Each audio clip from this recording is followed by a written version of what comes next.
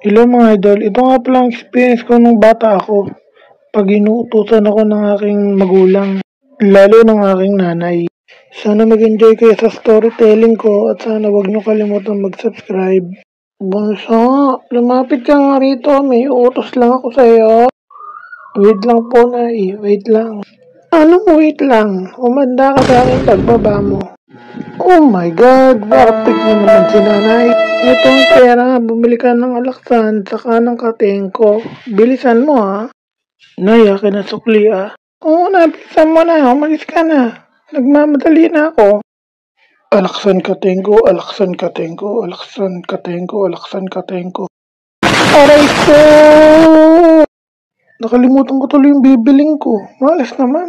Pero naalala ko, Alaska sa Kakatol eh. Yun siguro. Bahala na nga. Alaska Katol, Alaska Katol, Alaska Katol, Alaska Katol.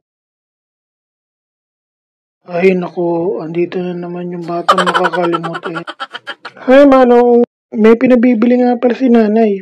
Nakalimutan ko kanina pero siguradong Alaska sa Katol yun. Ay naku, bahala ka na nga. Ikaw naman ang pagkakalitan ng nanay mo eh. Ito na yung bayad manong, maraming salamat. Aalis na ako. A few moments later. So, pag-uwi ko ng bahay, hindi na ako napagalitan kasi tinawagan na pala ni nanay yung tindero at sinabi kung ano yung bibiling ko. Aminin, makakalimutan din kayo nung bata kayo. Maraming salamat sa panonood. Huwag kalimutan mag-subscribe.